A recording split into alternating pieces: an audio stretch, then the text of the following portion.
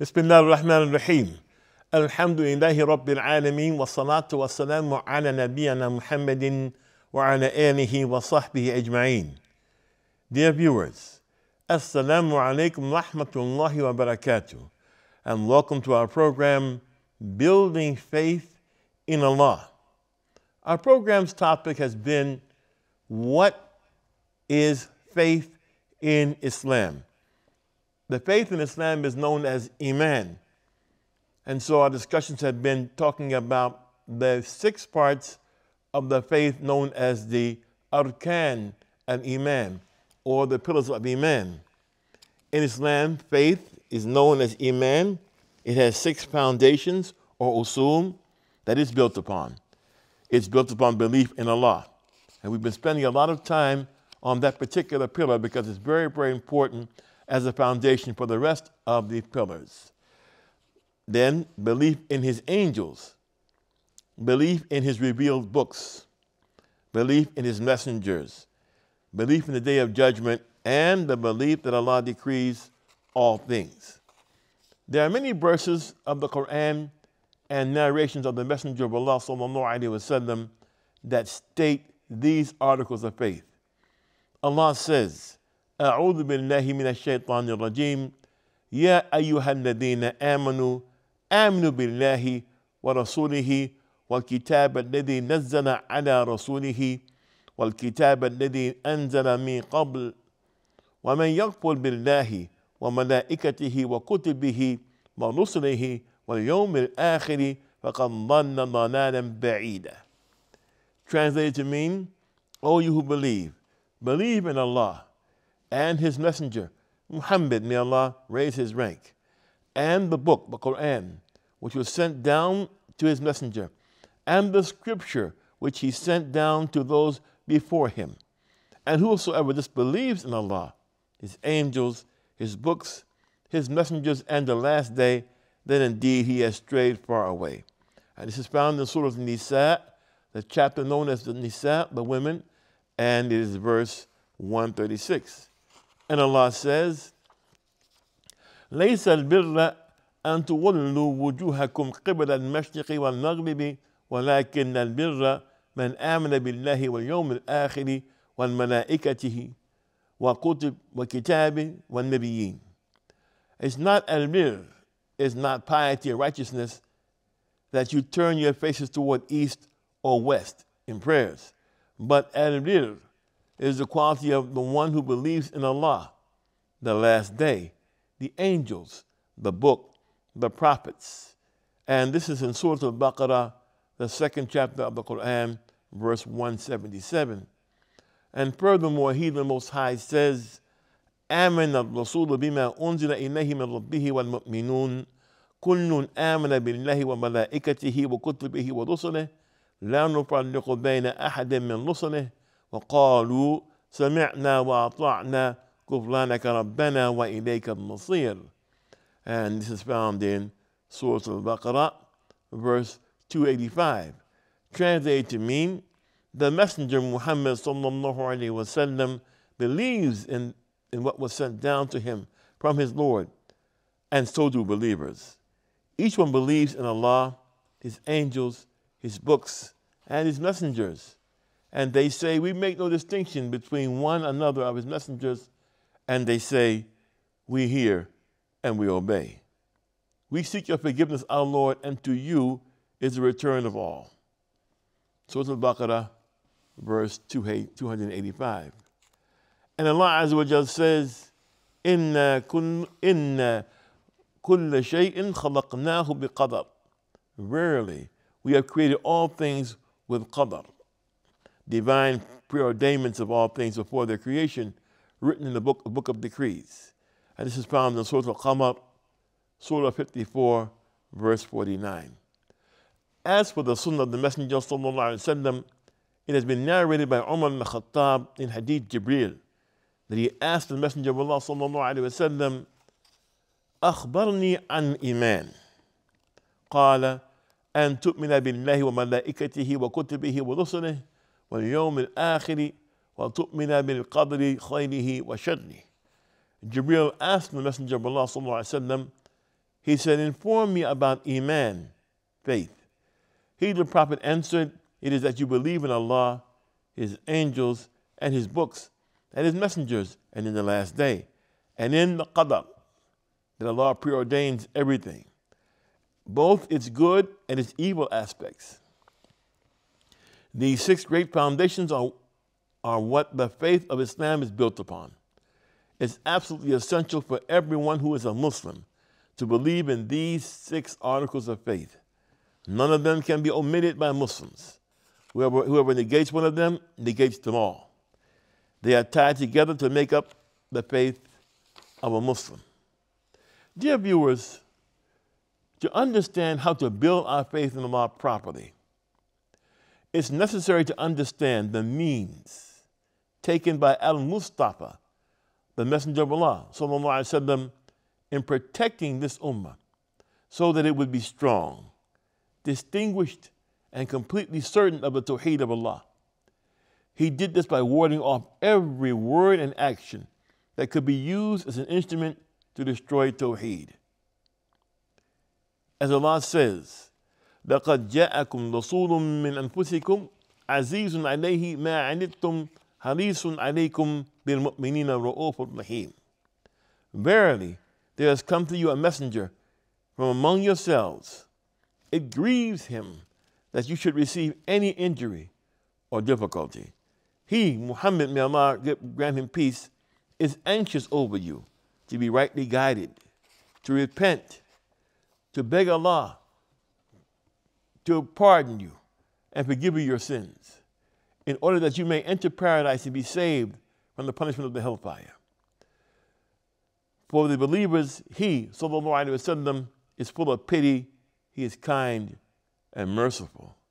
This is found in Surah At-Tawbah, verse 128. The Messenger of Allah, may Allah grant him peace, abundantly prohibited shirk. He warned against the evil of shirk, and he repeated his warnings many times. He cautioned against shirk to individuals, and he did so in groups so he could protect the tolerant monotheism of the religion of Ibrahim from every statement or action that could contaminate the oneness, the belief in the oneness of Allah, or cause the oneness of Allah, the Tawheed, to vanish or to weaken. This was the Messenger's main thrust, his main da'wah in the beginning of Islam, to be sure that the Muslim Ummah would be safe from any incursion into the belief in the oneness of Allah Azza wa Jal. The Messenger's numerous actions in this regard are authentically narrated in his Sunnah. He presented evidence to remove any doubt about the proper direction to take when believing in Allah. Furthermore, he cut the excuses of the doubters and clarified the path of success. The following is meant to show that Al-Mustafa, which is another name for Muhammad sallallahu alaihi wasallam, what he did to preserve the Ummah from every path that could lead to shirk, polytheism, and the spread of falsehood. Every path, every small thing. This direction for the Ummah began at the very start of his prophethood, sallallahu alaihi wasallam. As is well known about the Messenger of Allah sallallahu alaihi wasallam from his seerah, that he used to retreat from the people of Mecca because the majority of them were pagans and they worshipped false gods. And he never did that, sallallahu alaihi wasallam. He would retreat to the cave of Hira, and there he would worship Allah Azza wa Jalla in the cave before he was actually called by Allah subhanahu wa ta'ala to be his messenger. The Messenger of Allah sallallahu alaihi wasallam received the revelation of Surah Al-Alaq in the cave of Hira, and the angel Jibreel, peace be upon him, revealed it to him by Allah's leave. Allah revealed, أعوذ بالله من الشيطان الرجيم بسم الله الرحمن الرحيم اقرأ باسم ربك الذي خلق خلق الإنسان من علق اقرأ وربك الأكرم الذي علم بالقلم علم الإنسان ما لم يعلم. Translated to mean, read in the name of your Lord who has created you and all that exists. He has created man from a clot, a thick piece of congealed, thickened blood. Read, and your Lord is most gracious. most generous, who has taught the writing by the pen. The first person to write was Prophet Idris, has taught man that which he knew not. With the revelation of these verses in Surah Al-Alaq, Allah notifies Muhammad sallallahu alaihi wasallam, may Allah raise his rank and grant him peace, that he is Allah's prophet. With these verses, he tells him, read, Iqra. However, he does not command him, sallallahu alaihi wasallam, to convey the message. Allah only commanded him at that time to read. So he becomes a Nabi. He is not aware that he is the messenger of Allah, Allah's messenger. Imam al-Sa'adi rahimahullah ta'ala in his tafsir says, هذه سورة أول سورة قرآنية نزولا على رسول الله صلى الله عليه وسلم. This is the first surah of the Quran sent down to the messenger of Allah صلى الله عليه وسلم. فإنها نزلت عليه في مبادئ النبوة. So what was sent down to him was some of the principles of prophethood. إذ كان لا يدري ما الكتاب ولا الإمام. Because before that time, he didn't know what the book was. He did not know what Iman was. فَجَاءَهُ جِبْرِيلُ عَلَيْهِ الصَّلَاةُ وَالسَّلَامُ بِالرَّسَالَةِ. And so the messenger of Allah came to him with the message. The second time the angel came to him, sallallahu alaihi wasallam, when he was sitting in Khadija's house, the mother of the faithful, may Allah be pleased with her, he said, "Dathiruni, dathiruni," because he was afraid of what had happened to him in the cave. And his wife assured him, telling him about his good qualities, telling him that Allah would never humiliate him at any time. He said, "Dathiruni, dathiruni." He said, "Cover me." The second time the angel came to him, he brought the following verses.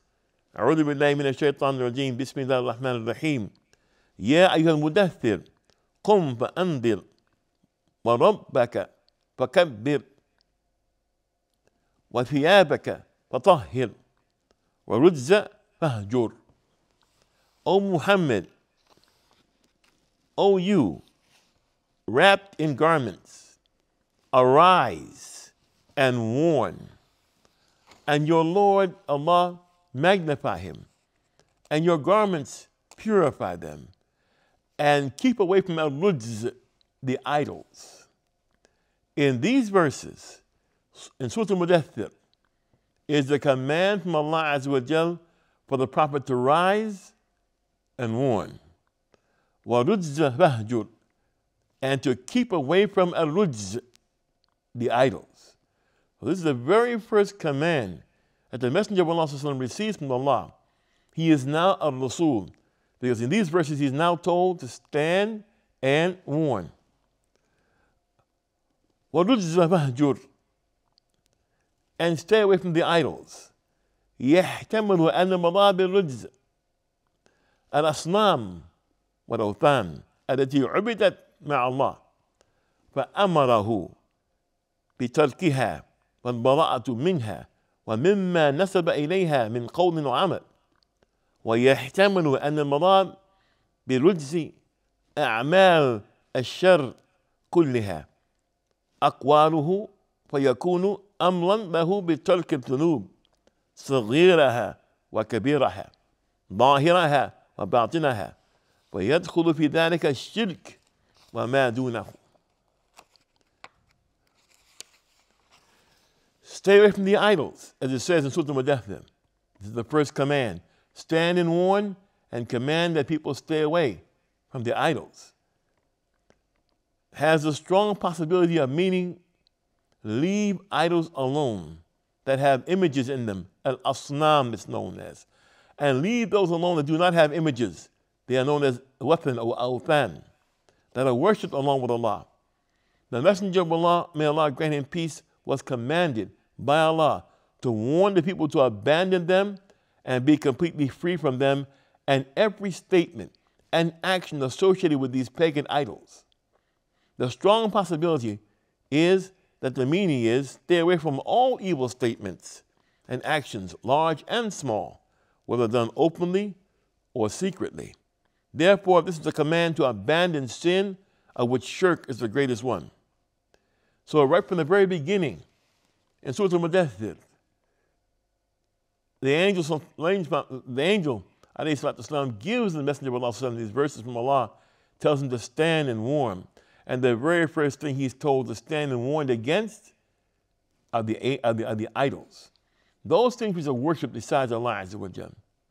Warn the people to stay away from all sin, large and small. That particularly and especially the greatest one, as shirk billah. So just as the iman billah, faith in Allah has to do with knowing and understanding the tawheed of Allah. Every Muslim, to understand the oneness of Allah and the details of what it means when one says that Allah is one, then comes the opposite. What opposes it? Stand and warn the people against doing what opposes the tawheed of Allah Azza wa Jal, as shirk. The very first thing we like to discuss dealing with these aspects that were already in the society of the Arabs and in other parts of the world, already there. And when Islam came, it clarified what could be done and what must not be done, is known as the ruqyah. Al-ruqa. Ruqa is a plural of the word ruqyah. By definition, the ruqyah is an act of reading from religious text accompanied by spittle, which means a little bit of spit mixed with air, to seek a remedy from illness and a return to well-being and vitality. The reading can come from the Quran or from authentic dua of the Messenger of Allah sallallahu alaihi wasallam. It's permissible in Islamic legislation. This was done before Islam came. Now that Islam was here, it needed to be clarified how and when it could be done. It's permissible in Islamic law to do this. Evidence for the use of ruqyah are the following texts. An Auf ibn Malik al-Ashja'i قال كنا نلقي في الجاهلية وقلنا يا رسول الله كيف ترى في ذلك فقال اعدوا علي رقاكم لا بأس برقى ما لم يكن فيه شرك. More about this in our next episode, inshallah. I'm Talib Abdullah for the Sharjah Broadcasting Authority. Thank you for the privilege of your time. Assalamu alaikum wa rahmatullahi wa barakatuh.